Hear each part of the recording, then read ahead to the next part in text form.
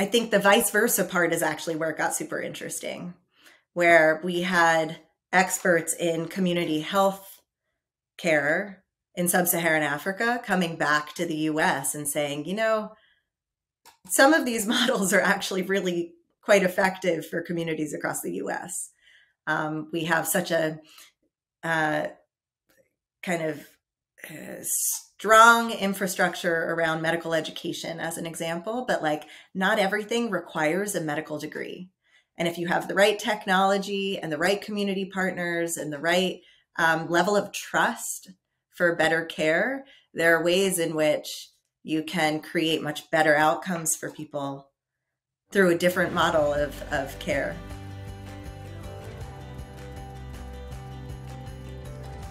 Welcome to episode 63 of People Are the Answer. I truly believe that people are the only answer to the world's many problems. I'm Jeffrey M. Zucker, a serial entrepreneur here to learn how innovators are creating outsized, transformational social impact. Today's episode features Lindsay Siegel, head of impact at Company Ventures, a seed-stage venture capital firm with a goal of aligning good intentions with ambitious growth. Lindsay has a wealth of experience and knowledge built up over an extensive career with a desire for purpose guiding her decisions.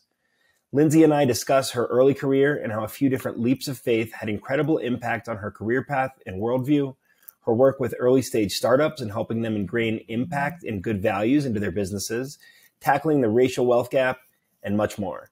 Here is Lindsay Siegel on People Are the Answer. Lindsay, thank you so much for joining me on People Are the Answer. Thanks so much for having me, Jeff. So glad to have you here, and it'd be great if you could start off by telling us who you are, where you're based, and what your current role is. Sure. So I'm Lindsay Siegel. I am based just outside of New York City, just north of the city where I can see the river and some trees and some mountains. I am the head of impact at a venture capital firm in Midtown Manhattan called Company Ventures. Look, I'm excited to learn more about that. And sounds like despite being near New York, you get to see some good scenery. So that's always a plus. And in life in general, what would you say motivates you? What motivates me in life in general? That's such a huge question. It is. I feel like, motivators just tend to contribute a lot to why people are dedicating their lives to impact in one way or another. Yeah. I think an organizing principle that's become present in my life came out of some coaching that I had the opportunity to do over the last couple of months, where the prompts were around decision making that'll lead you to your legacy. What's the kind of legacy you want to have? And I've been thinking a lot about that in the context of my two children and the sort of kind of role model and like person that I want to be to them. And honestly, I think the motivation then is both, kind of teaching them to have a strong set of values and kind of know themselves as they navigate a really unknown future, but also to have a sense of congruency in how I model that as a parent. So thinking about, them as children will call me out if I say something or promise something and I do the opposite. And so the sense of like modeling the like values that I have, not just talking about them, that I'm motivated to like live fully in that way. I love that answer. I mean, I also have two children, and it certainly changes your perspective on how you spend your minutes and your days and the exceptions that you do or don't make in terms of values and around decision making. And yeah, I think that's a great way to explain it. And you mentioned, not just talking about things, but doing them. And, I've read and also found that kids tend to react more to your behavior than to your words. So it's great to see you modeling that. Right? Like as a parent, what you say is the like Charlie Brown adult, right? You're just the wah, wah, wah, wah, wah off screen, but they're sponges. So they're also like observing everything and soaking it up. So where did you grow up and what was it like there? So I grew up in northern New Jersey, which is not too far from where I am now. I lived in the suburbs. I had a very supportive, privileged childhood, right? Where I really had the love and attention and sort of family life that enabled me to work hard and feel rewarded in the work that I was doing at school. But then I would, try for different things and sort of experiment with different types of uh, strengths, weaknesses. Like I just felt very supported, I think. And then I think that maybe inspired a streak of rebelliousness within the context of being so comfortable and loved, right? Like I was always pushing back then on, well, where's the next adventure and how do I sort of pierce this bubble? Yeah, I think I'm fortunate to be able to relate to that as well. Having the love and support that you really need to thrive growing up, and having the need to be a little rebellious and sort of test that in some ways. But it sounds like it allowed you to kind of explore different things in a way that made sense. Yeah, kind of learn about yourself by pushing some boundaries and pushing back on expectations. Like I was always a really good student. I always, kept up a certain level of like performance of what was expected of me, but then rejected certain things and, was just itching to travel and to work in different types of jobs and just, experience different foods and different cultures and, things that were sort of outside of what I think my parents tried to construct as a pretty comfortable existence. I can understand that. And, one thing I'm always curious about with people that I interview is whether or not you remember an experience from childhood that sort of taught you the importance of giving back. Maybe you didn't even realize it at the moment, but sort of where your initial desire to sort of give back came from. And I don't know if I would say it's a give back mentality. I think it's more a purposeful mentality, if I'm honest. So, I think that, yeah, I think, there are things that I did that were, involved in volunteering and sort of kind of aware of the, the, the kind of comfort and kind of the stuff that I had, and that was not common, with somebody who didn't live in my like upper middle class town in New Jersey. Like there are moments of that, but I think so much more influential in my life was just like fully immersing myself in experiences that were very, very different from my childhood, which probably came more by the time I got to college than growing up. But, whether that was through travel, or through, work experiences, I think I just, yeah, I can point to like a few moments where it was like, oh, wait a minute, this is a parallel universe to the one I know, and I want to be of service here, and I want to like understand it and like see what I know or what I have to offer or what I have to learn, and just sort of like put myself in those environments. A good way to go about things. And you mentioned college and how that was, it sounds like a transformational experience in some ways. You went to Northwestern undergrad. What took you there and how was that experience? I wanted to go to Brown. And I didn't get in. And I found myself at Northwestern, and I like couldn't have been happier. I got very, very lucky with the world that I got to know at Northwestern. But I spent my senior year of high school, really with my sights set on a different school. But that said, I met amazing people at Northwestern, and my major was communication studies. My minor was Japanese language and culture, somewhat randomly selected of just like, this would be a new challenge. Maybe I should learn Japanese. So spent my time taking as many classes as I could that were like field study classes and internship classes and things that would get me out of the classroom and into the world.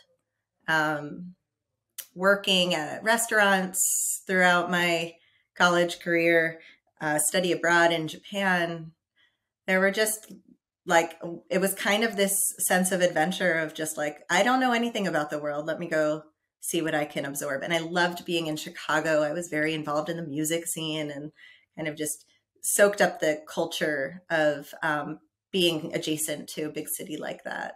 Yeah, I can imagine. I actually lived in Evanston for a year and spent 5 years living in Lincoln Park.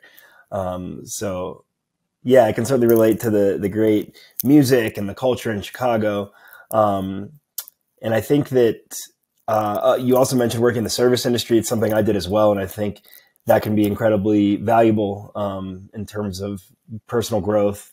And then the opportunity to study abroad. Had you spent much time abroad before that, or was this sort of like jumping into the deep end? I had gone on a couple of trips to different cities in Europe.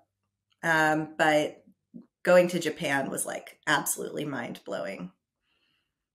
Like I said before, it was this like, whoa, I've just like stepped through a portal into an entirely different world.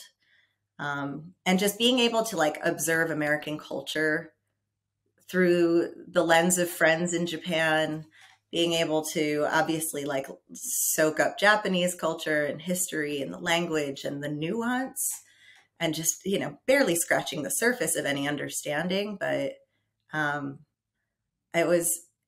it developed in me, I think, this real hunger for seeing more, learning more, getting outside of, again, my bubble. Like there was just so much to try to unpack and understand about a bigger world than what I had been, exposed to. And I'm like so fortunate for where I grew up and the supportive family and the opportunities that I had. And I guess I look to travel as a way of like understanding that, and like, therefore, what do I do with what I'm learning and kind of what I know about myself in the context of a much bigger universe. Yeah, that's a good observation in terms of travel, looking at it as a way to sort of learn about the different sort of personalities and thoughts of different countries around the world and how you can apply those thinkings to your work. Super impactful. And I saw that you got an MBA from Yale in social enterprise and nonprofit management. Is that something you did right after college, or did you go into the workforce first? Yeah, I worked for about 10 years before going back to business school. And it was kind of a strange move to go to business school. I really only applied to one program. And I was like, if I'm going to go get an MBA, it'll be within the context of this program. So very lucky that worked out. But I had this sort of collection of work experiences that had, again, like, I think I just sort of live life like, all right, what's the next thing to learn and the next room to put myself in and see kind of what feels meaningful and where I feel like I have a sense of purpose here. And so I went from working for the city of Chicago, working in the arts right after college, to then living in South America for 2 years and running eco lodges in, the midst of indigenous communities in rural Ecuador. And then from there, like buying heels and a suit and working for corporate marketing, like global agency, and then to corporate philanthropy, kind of an offshoot from that, which then took me to a place of wanting to go get an MBA because I wanted to figure out how the world of impact and purpose and like a bigger sense of the role of business and technology, like how does all of that connect much more directly to our society, to our planet, to our like a meaningful career. So that was the impetus for like, can I understand the language of business enough so that I can create a career that feels impactful? That was the impetus for business school. Well, I love that purpose was sort of woven into your decision making very early on, and that when you felt like you needed more knowledge, you went and got it. And you mentioned your work in Ecuador. I'm curious, like how that experience, you feel like impacted you as a human and the rest of your life. I mean, it changed everything. um, I got to the country with kind of a high school level of proficiency in Spanish. So I was really like clueless of how to communicate and understand what was going on around me. And within a couple of months, developed enough communication skills that I could, hold a conversation, and someone would tease me and I'd understand they were teasing me. um, and then, so there's sort of the like cultural learnings of just being such a foreigner. And then the cultural learnings of living in an indigenous community, right, which has this proud heritage, but also like a colonizer like layer on top of that, and sort of learning just so much more about the history of this country and the people that I was lucky to be in a community with, and became close to, right? Like I have godchildren now who are in college and they were just born when I was there, and like became very close to those families. Again, in ways where they would tease me and I would understand it and we could like move from there. It was a very warm relationship. But then the last bit of it is like the purpose of career, right? Like I was, I spent the first half of my time in Ecuador as a manager at the Black Sheep Inn, which is an eco lodge in Chuchilán, Ecuador. It's still operating. Everybody should go. And it's built kind of with a deep sense of responsibility and reciprocity kind of baked into the operation of the business and its own, employees, and sort of what it means for the community, as well as the environment. It like operates off of a system of permaculture, and they've done a ton with, recycled water systems and composting toilets and solar, and built recycling systems for the town. So just it was this light bulb moment that I probably didn't have language for back then, of just like, oh, a social enterprise can operate of and for its sense of purpose, to society, to the environment, really harmoniously.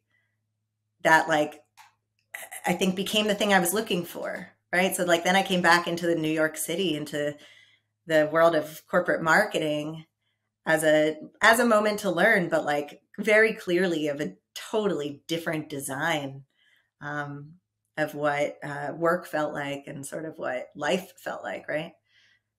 So I think I was always then searching for like, hey, but there is this model of, capitalism doesn't just have to be extractive. Like there is this model of a responsible way of operating a business. There is this model of like building community need into like how you serve that community, really through participation. So yeah, it changed everything.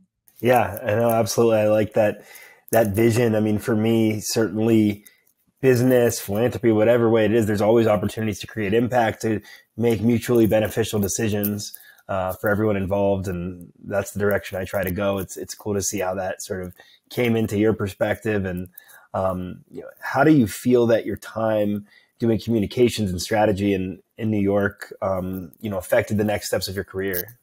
I think working in communications allowed me to see just like what real a business environment was, right? I hadn't had that opportunity in terms of like a corporate business environment. I hadn't had that opportunity yet in my career. And then being able to do that from Madison Avenue in New York City is like, you're really in the lion's den. Like that's it. That's the heartbeat, or one of, right? You could call Wall Street another, but it was eye-opening. I worked with really extraordinary women who I learned so much from, but I knew in my gut that like I needed to be, in a different work environment for my sense of self and like what I wanted to spend my time doing. We work so many hours of our life that feels really important that if you have the choice to like explore different opportunities that maybe resonate more, that like you take that, you listen to that. So it looks like you eventually, got deeper in the impact work and spent time at the Earth Institute at Columbia University. And I'd love to hear what your position was there, what you did, and what you thought of it. Yeah. While I was in business school, I spent a summer interning at Acumen. So kind of had this new, having traveled quite a bit, and then adding this experience with Acumen, I just had this interest in international development and sort of how there's an exchange that happens of learning, expertise, scientific knowledge that goes both ways, really, from the developed world to the developing world and vice versa.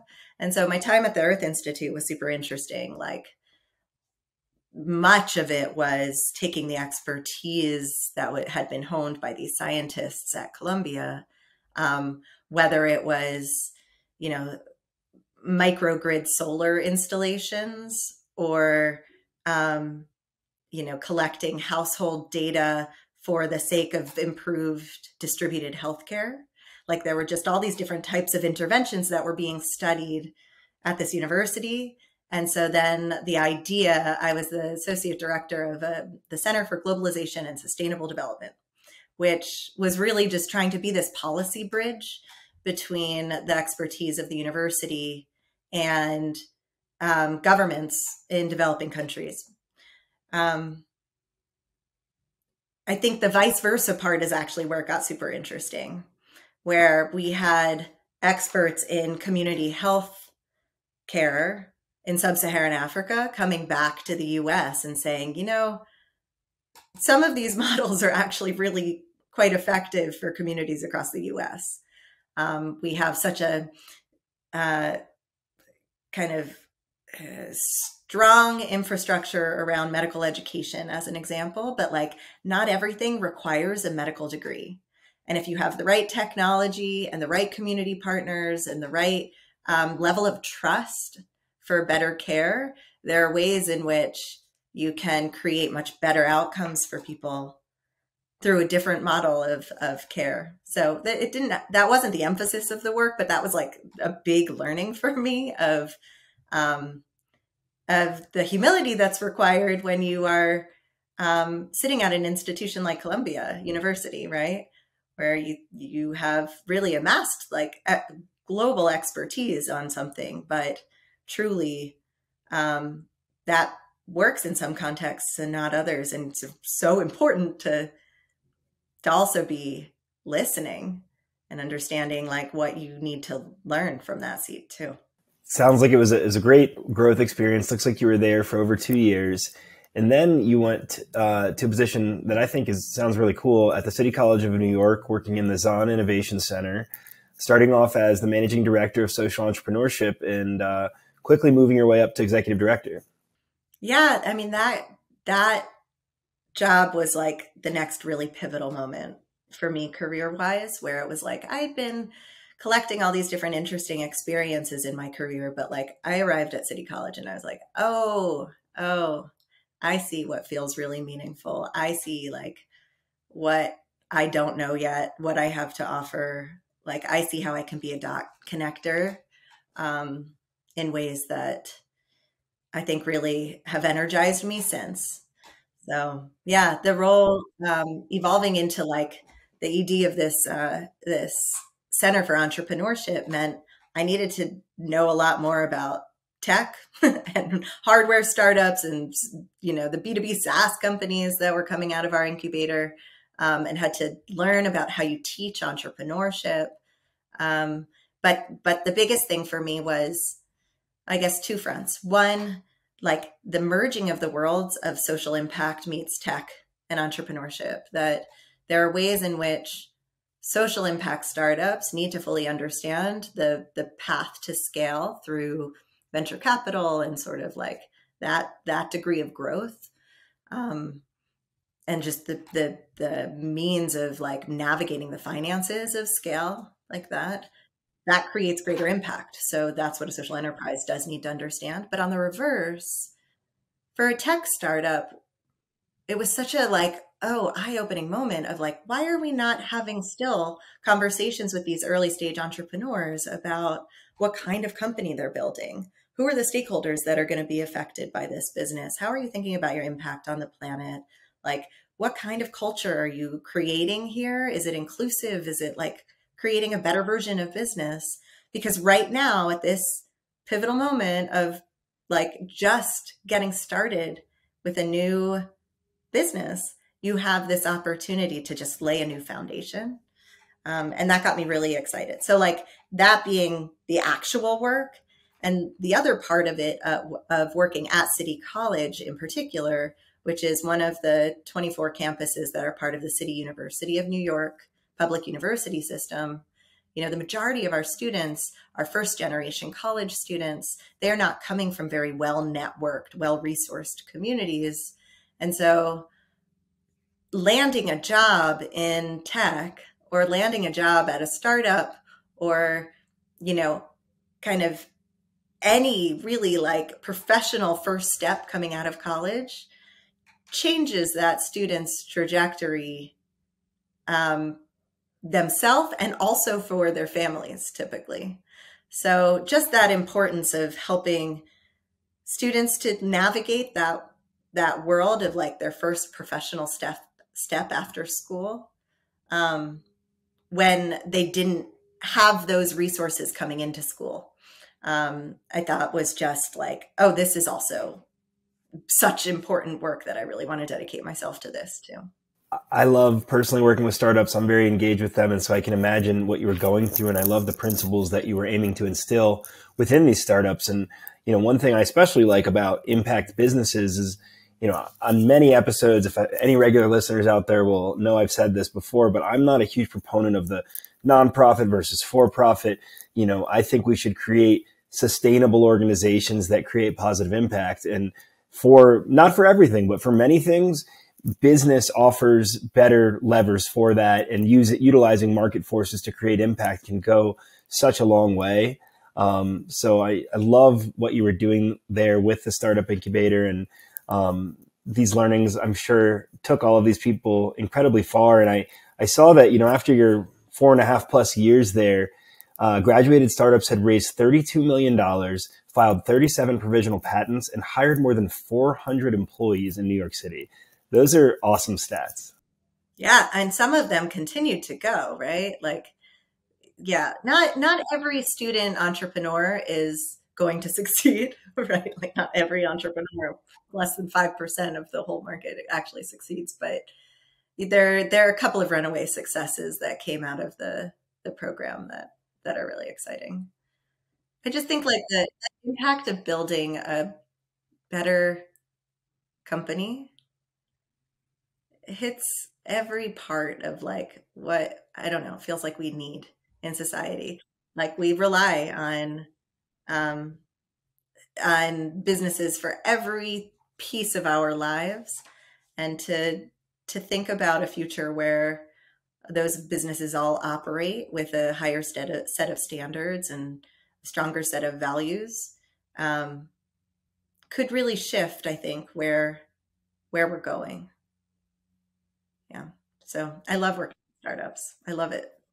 I agree wholeheartedly. I love the idea of ingraining these values into businesses and how they can be not only profitable, but supportive of their communities and impactful among many lives. And, you know, for all those students that didn't have a successful business out of it, they certainly took away tremendous learnings, not only from starting a business, but also these values that you guys taught that they likely brought into their next endeavors. And then for the ones that were successful, I mean, that's got to be incredibly rewarding to see. If you're enjoying this episode, I would greatly appreciate if you could review, like, comment, or subscribe on your favorite platforms. Your engaged support goes a long way in helping the show grow and getting our impactful guests heard. Now back to the show. So are there any companies in particular that are still going that you want to shout out or talk about? There is a skincare company that has probably pivoted a bit since I last tracked the specifics of what they were doing, but I know that they're still going and they've raised some serious money. but they wanted to make much more accessible the information that's on our products, or based on the chemicals that are in the product. So they're scientists, and they are skincare enthusiasts, and love love to use different products, but also wanted there to be so much more transparency about what the ingredients are and sort of how they're beneficial to your skin, or how you might be sensitive if you have certain allergies. So yeah, they were awesome, and I think they won our competitions back in the day, and they're going strong. Awesome. I love the idea of adding more transparency to businesses that don't traditionally have that transparency. It's something, I think we're on a slow path toward that, where those are popping up and people are valuing them more and more, especially younger generations. So yeah, what a cool startup. And all of this talking about, working in a startup incubator brings me back to my work with Boston University's Build Lab and their startup incubator at my alma mater. And we run a annual cannabis startup competition. Recently had the 6th annual, and we'd love your thoughts and feedback sometime when that comes back up in November. Awesome, sounds fun. It's great. There was also one other that makes me think of is there was another company that was messing around with like vertical farms. And basically the automating and like the building the computerized system behind sort of dosing for keeping the aquaponic like farm going strong. And I remember their like 3D printed, initial prototypes of what they were doing. And now I think, especially with the cannabis industry, they're able to really, they have a really robust like client base, and they're doing really well too. Awesome. Yeah, that sounds like a really interesting one, and curious to learn more sometime. And so it sounds like that was just a really rewarding role where you learned a tremendous amount, got to really engage in entrepreneurial endeavors. And now you work as the head of impact at Company Ventures. So can you tell us what Company Ventures is and what your role is? So Company Ventures is a VC fund, pre-seed and seed stage. We invest typically in fintech, healthcare, and B2B SaaS companies, health, wealth, and productivity. Since its founding in 2014, when it was back to the earliest days of what was called Grand Central Tech, which is a residency program in the city, ever since then, there's been somebody who's been a head of impact for the fund. But it's a venture capital fund. It is not an impact investing fund. So my role, I've been able to kind of carve out work that I think is meaningful and interesting over the last 4 years. I'm about to hit my 4-year anniversary there. But on the one hand, it's working with all the founders in our residency program, which is kind of the main feeder into our portfolio. So working with all those startups on establishing their North Star. So from an early day, being really clear on their vision, their mission, their values, the ethical implications of the technology they're building, and a commitment to an understanding of bringing a DEI, diversity, equity, inclusion lens into their work, how they build their culture. So I do a lot of coaching and sort of individual work with founders on getting this stuff right, because it's how you build your team, it's how you build your product, it's how you sell, and how you ultimately fundraise. And all of that like just becomes a lot easier when you have real clarity on what you're doing and why. And then the other part of what I do is really in support of racial equity. So I work with the City of New York, the New York City Economic Development Corporation. And I run 2 different fellowship programs with my colleagues, specifically supporting underrepresented founders. One is for social entrepreneurs. So these are folks who maybe are building a tech company, or maybe it's a cooperative or a nonprofit or some other organized body, and really trying to create impact for New Yorkers. And then the other fellowship program is for tech founders who are, first-time founders out there raising money, and trying to provide a ton of technical assistance and support, and introduction so that they are better plugged into the New York City venture ecosystem and are hopefully more successful in their path. Sounds like you're adding some tremendous value for those that are involved in those programs, and doing such important work in terms of trying to create equality in this venture and business world. And specifically in your role at Company Ventures, it's cool to see how it's sort of expanded on what you did in your previous role. And now you get to practice some of those same things, grow from there. But now you also have the venture capital aspect. There's capital involved. So I think that is really cool to see. And really like what you talked about in terms of the Northstar program. So is that sort of like an entrepreneurship in residence that you might see at some firms? It's more of an accelerator, right? The founders are, they take residence in our space. We have this beautiful campus in the heart of the city, and they take residence in our space, meaning they have free access to desk space for their team, and we take no equity in their business when they come join Grand Central Tech, which is that community. But then we have some curricular stuff really to support their leadership, which is, these different topics around this Northstar program. In other ways, they're working with our investors and sort of building a relationship slowly. And ultimately, once they're ready to fundraise, there's often conversations about capital, but we're really focused, at least I'm really focused on making sure that these founders are strong in their why and their sense of purpose. I mean, being involved that early, I would think would yield good results. Just having that much sort of intertwinement between the organizations over that period of time before there's money involved. I think that's super interesting, and it's important to determine how you work with certain individuals or certain companies before you really, quote, get married. Yeah, it's a great model for the fund itself.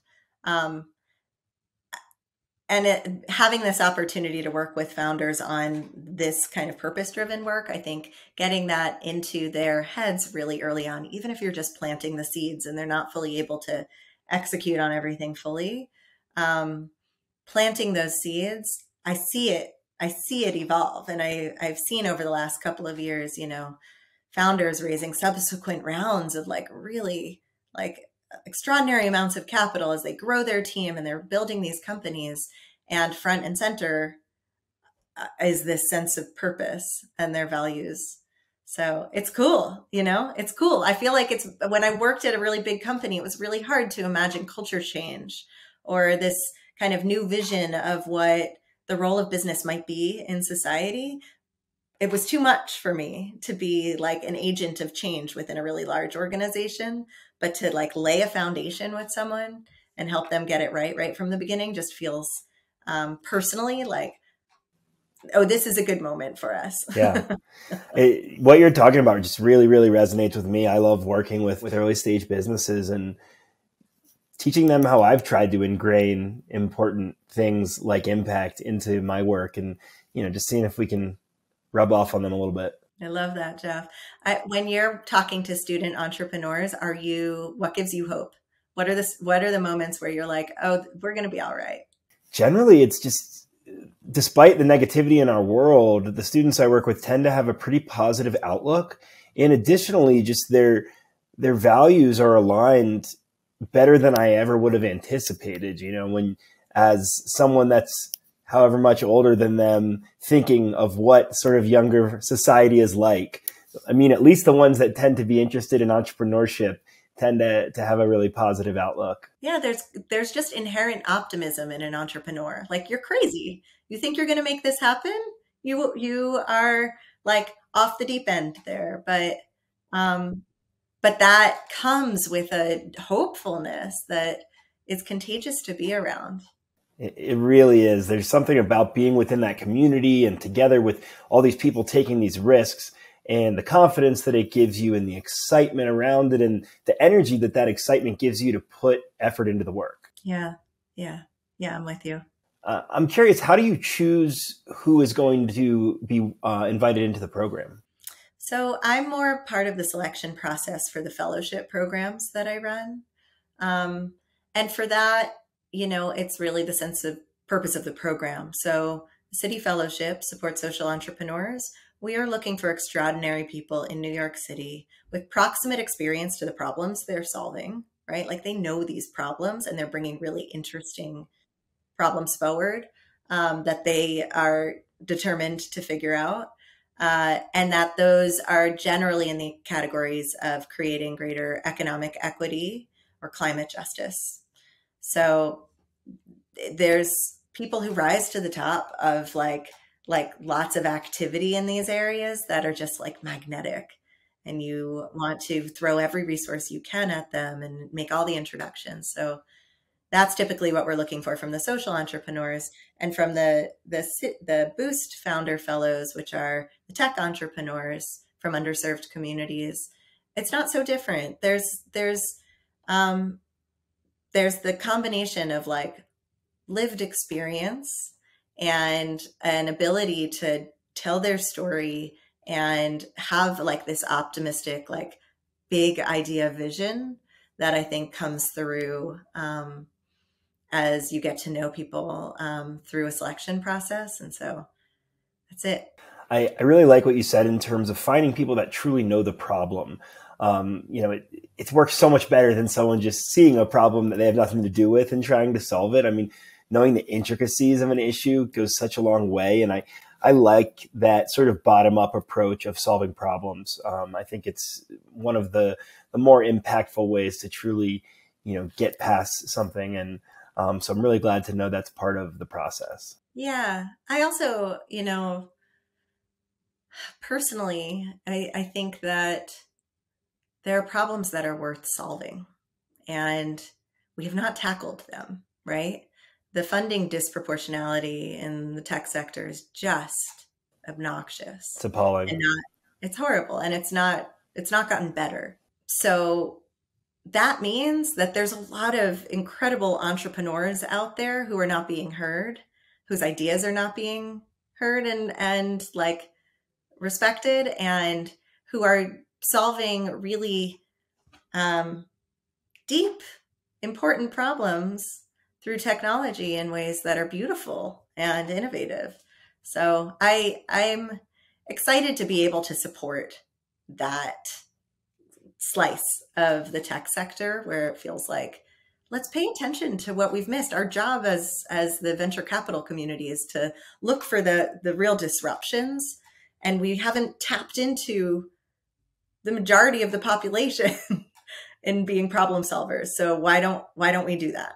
I thought it was pertinent that you mentioned that company ventures, isn't specifically doing impact investing. And one of the reasons that stood out to me is I had a conversation with a friend last week who's starting a new fund, and he is very interested in creating societal impact, but we both agree that there is this stigma and connotation around the words impact investing as if business decisions aren't an important aspect of it. And I think it's important for people to be aware you can create positive impact and positive business outcomes together. It certainly takes some work, but I would love for the stigma to get dissipate a bit around that. Yeah, I think within the venture capital world there is definitely a desire, a need, a relationship to their investors that there can be no such thing as a concessionary return. And the world of impact investing tends to come along with that expectation that you're trying to balance like your impact and financial returns. And sometimes like that's true and is okay. But it doesn't deserve a negative connotation. It just is like, look, if you need your capital to fit a very certain model because that's what you've sold to your investors, you have to stay within the lines there. But I mean, to your point too, there's wide open areas where you can create high impact and max out on growth and financial opportunity. Like, you pick a sector like, something in the space of climate tech or ed tech or even digital health. And it's like, you're creating positive outcomes for society. They're a byproduct of the business's success. Yeah. It's just like inherently tied. There's nothing charitable about this. So I find that like, so wait, is that impact investing? And does that have the weird, like, we're not that, I think that's where it gets extra murky. I agree. It's can be nebulous, and that's okay. I'm curious. I ask, anyone that is involved in these sort of areas, and you're the head of impact, do you make an effort to really measure impact of the businesses you're working with? And if so, how do you do that? The truth is, at a venture firm, like, we have our own internal levels of accountability around, are we picking businesses that we think are net positive for the world? And are we at least conducting in our diligence process a bit of a screen around what we perceive as the ethical considerations with this business, this technology? But because we are, aligned more with the venture space than we are the impact space, there isn't a set of metrics that we are looking for. Personally, I would love to see us move in that direction, but it doesn't fit the business model as it is right now, where that would be a need. Yeah, I totally get that. And it's interesting to hear how you guys go about it. And I appreciate that. It sounds like the organization really does take the ethical aspects of the business into account as they make decisions, which I think is, a very important thing that not enough VC firms and other in the finance world take into account. Yeah. And just, who is this founder? What have they shown about their leadership? Right. When it comes to founder diversity, there are questions that we have to be asking more of as a fund, and as obviously as the venture community as a whole. But like, are we kind of setting our own objectives of investing in founders that represent the diversity of New York City? And if we're not, if we haven't reached quite that level of parity, then what are we doing towards achieving that goal? Like, that's one of the metrics that I would like to see more strongly implemented across the whole sector, right? So yeah, the values-driven work, the like ethical screen, the founder diversity, yes. When you go to other funds, they'll have more specific outcomes that they're looking for in terms of, low-income customers reached, or, students who've used a platform and the outcomes for those students. It kind of depends on their thesis. But health, wealth, and productivity as ours, it's there isn't kind of organizing principles around impact specifically. So I saw that you're a member of Level, which I read as a powerful multiracial community of women tackling the racial wealth gap by investing in Black women. So can you talk more about what Level is and how they're actually tackling the racial wealth gap? It's been a really cool organization to be part of. I joined last September, and there was a really intense commitment for the first 10 weeks. Every week you would meet for an hour and a half or so as a small group and kind of work through, as a small group of Black women and non-Black women, our relationship to racial equity, to race in our lives, to like our understanding of white supremacy culture. There was a lot to unpack, which I don't think white women engage in enough conversation on racial equity. We've been conditioned and trained to avoid the discomfort of those conversations. And so just learning so much in this small group, in this safe space about, my own relationship with racism and like the kind of the ways in which systemic oppression has like brought us to a place in society where the idea of creating a better sense of balance can be expressed as, well, let's all invest our money and our time in supporting a Black woman entrepreneur. Like, that became the purpose of a lot of like reckoning that we all did as a group to build relationship and trust with each other.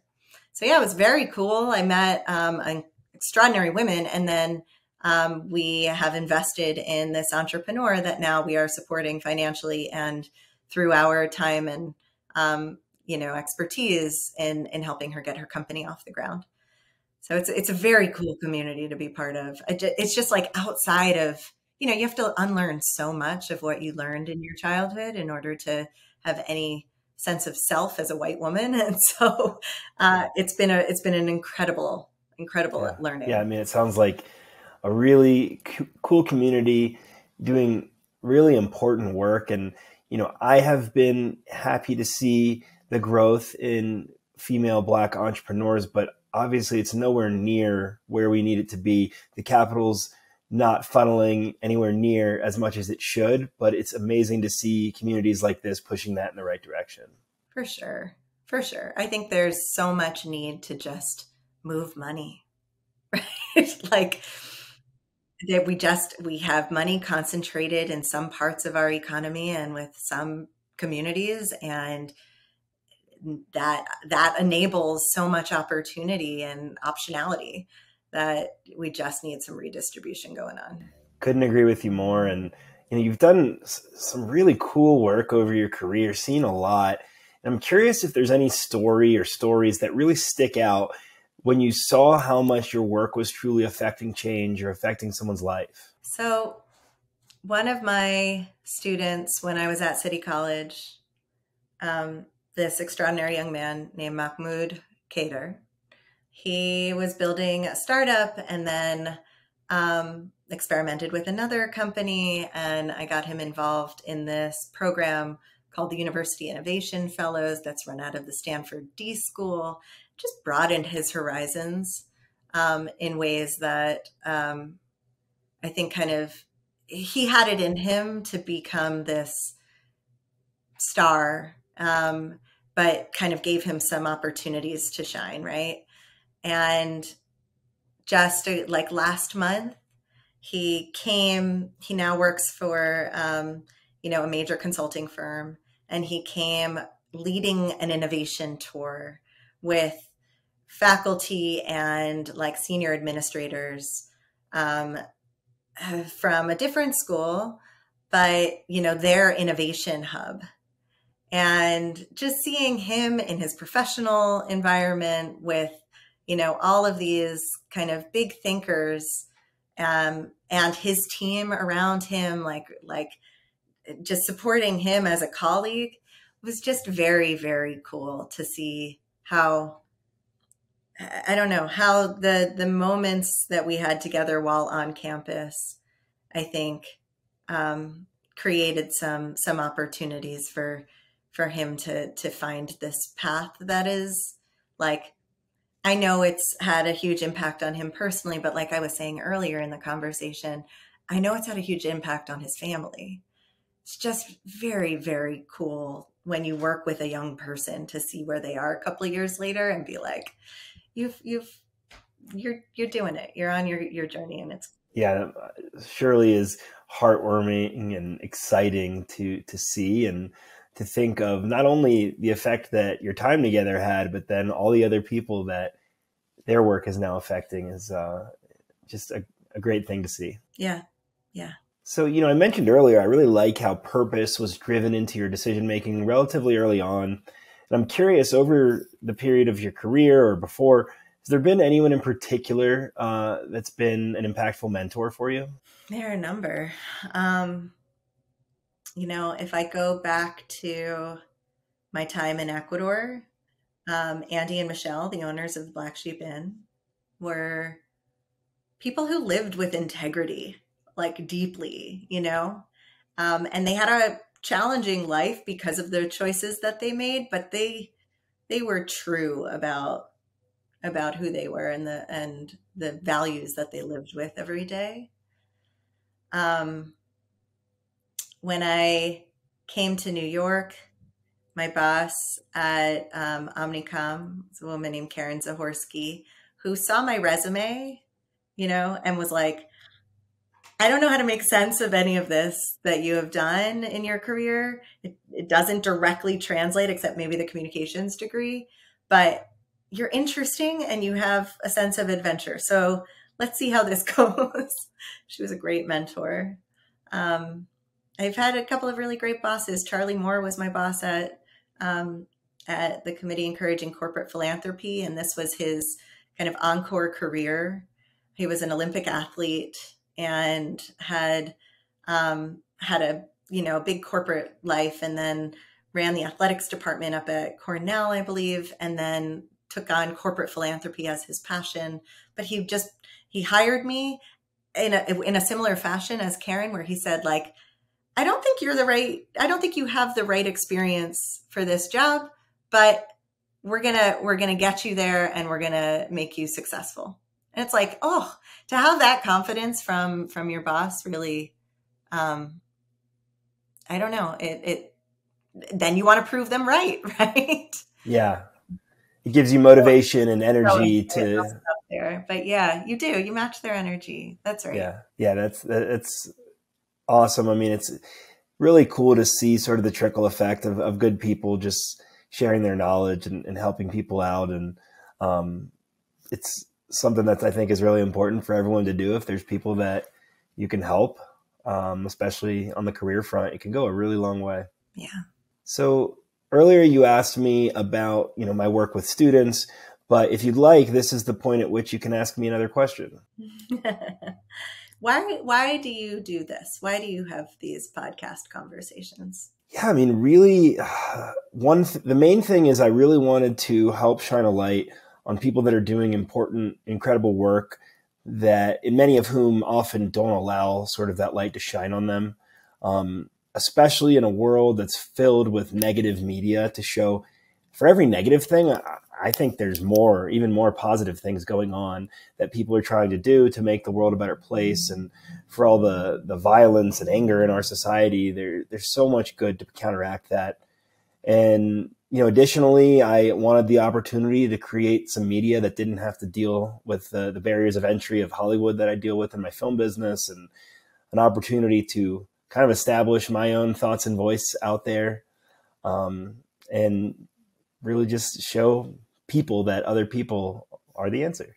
I really appreciate that. And I think that, if I may, you're a great listener. Like you seem to really want to pull out from somebody their story. So it's been a pleasure to be part of this conversation. Well, thank you. I very much appreciate that, and, do my best on that front. And to that end, if everything were to end tomorrow, one way or another, you can really decide what that means for you. It all ends tomorrow. What are you most proud of? I'm really grateful for, I have to say, clearly my family is first. My husband and I met very young, and my whole life is our partnership.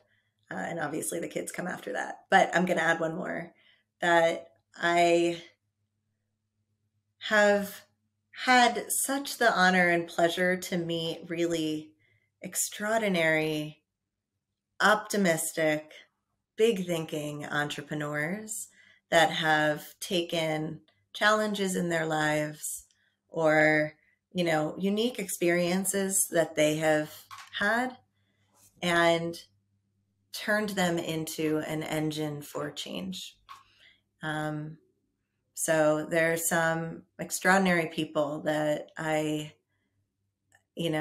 as you asked that question of who inspired me, my list kept going, right? I could keep going, of just really amazing social entrepreneurs that I think are going to change the world. It's awesome to hear. And I know that it sounds like we've both built a network of some of those people. And for me, it certainly builds my confidence and excitement for the future, looking for where the world's going to go, and for every problem that pops up in the news every day. And there's so many sad things out there. I like to lean back on all of these individuals that I've met that are working to make the world a little bit better. Same here. So the big question I make sure to ask every single guest: if you could snap your fingers and fix one thing in the world, what would it be? And how do you think that change would reverberate? I wish that there was a redistribution of wealth. I wish that everybody just could have enough that money wasn't the thing that we needed to fight for. I love that perspective because, we live in this world of abundance. And as much as there are so many arguments from one side or another about, should we do this? Should we do that? Should we give things away? We have the resources to sustain our society. And so how much more of an impactful, thoughtful society would we be if people didn't have to worry about survival every day?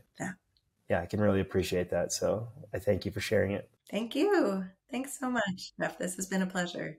Lastly, for those listening, I'm sure there's a lot of us that are inspired by your work. I know it's really gotten me excited. How can people support you and your impact? Go seek out these founders that are involved in the Boost Fellowship and the City Fellowship at Company Ventures. So if you go to companyventures.co and look at the impact section, you'll find all of these extraordinary people and help them make their dreams real. Awesome. I like the way you put that. Help them make their dreams real. And, thank you so much for joining me. Loved learning about your work and can't wait to see more of the fruits of your labor from these various companies and otherwise. And, look forward to staying in touch. Thanks so much, Jeff. It's such a pleasure. Thanks for listening to this episode of People Are the Answer. If you enjoyed the episode, share it with friends, and reviews or subscriptions on your favorite platforms go a long way to help the show grow. I want to share these incredible people and their remarkable work with as many others as possible. Thanks for your support. For more, go to peoplearetheanswer.com.